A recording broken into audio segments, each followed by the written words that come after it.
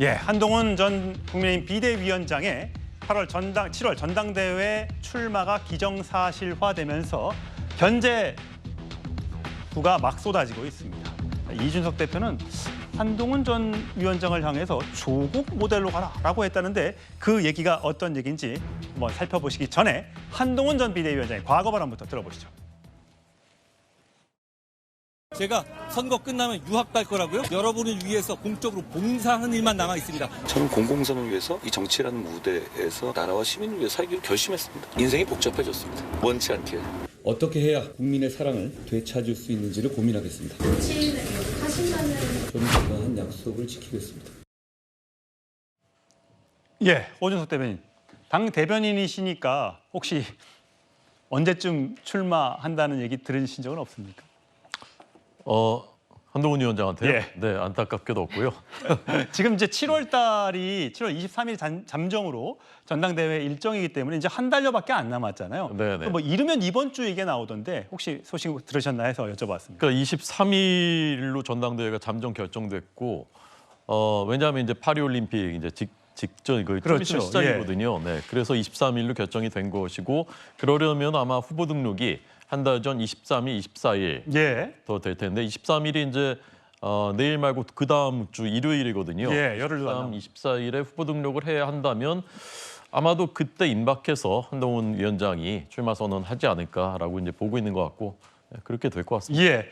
과연 어떤 일성을 가지고 나오게 될지 굉장히 궁금합니다. 아직까지는 나온다 안 나온다 측근 등을 통해서만 이야기가 나올 뿐 본인의 입으로 얘기하지 않았기 때문에요. 하지만 앞서 이제 경쟁자들이 있겠죠. 어떤 사람이 뭐 친윤, 비윤이 될지 반윤이 될지 아직 알 수 없습니다만 경쟁자의 견제구가 나오고 있습니다. 목소리 들어보시죠.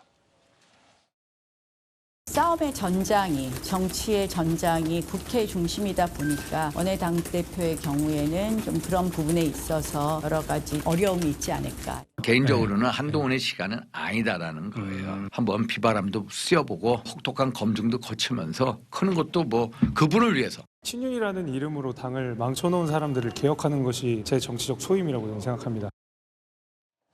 예, 정혁진 변호사님. 네네.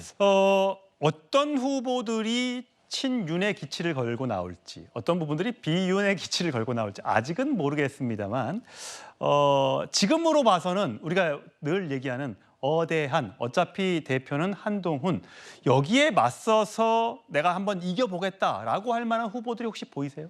글쎄요. 일단은 비윤기치로 해가지고 나올 후보는 없을 거라고 생각이 들고요. 비윤은 없을 거다. 그다음에 이제 친윤이 있어야 되는데 과연 친윤 쪽에서 누구를 내세울 수 있을까? 저는 굉장히 조금 뭐라 그럴까 굉장히 쉽지 않은 그런 결정일 것 같다. 왜냐하면 어대안이잖아요.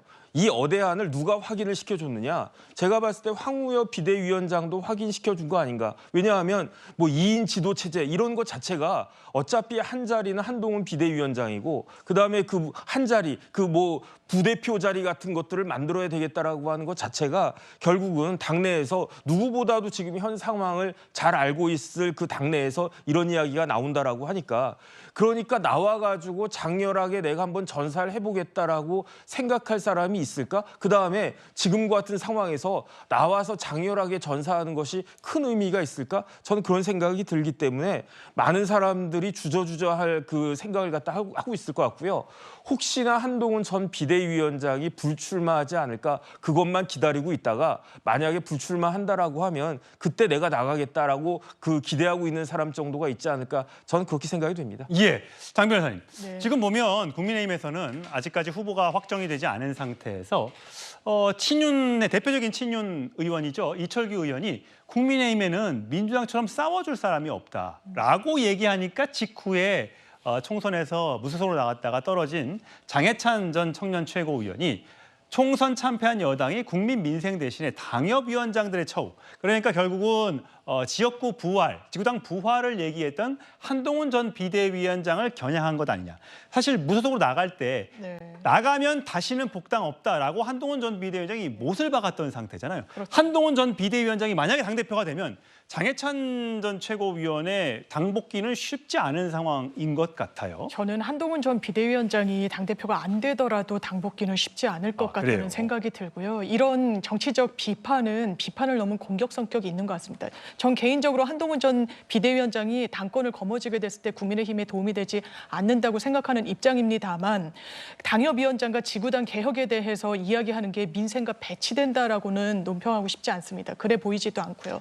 그런데 본인의 사감인지 아니면 정치적 노림수인지, 왜냐하면 본인이 친윤이라는 어쨌든 대통령의 제1호 참모다라는 타이틀을 유지하고 싶을 겁니다. 정치적 동인에 의해서요. 그런데 그 발판을 그리고 그런 부분을 재확인하는 거를 한동훈 전 위원장에 대한 공격으로 시도한다. 저는 좋은 정치라고 생각하고 싶지 않습니다. 예. 자, 과연 아까 뭐 정혁진 변호사께서 말씀하셨던 것처럼 친윤 후보가 누가 나올 수 있을지 비유는 아마 없을 것이다라고 얘기하셨는데 과연 한동훈 위원장이 나온다면 어떤 정치적 메시지를 1호로 얘기할지 정말 관심이 갑니다.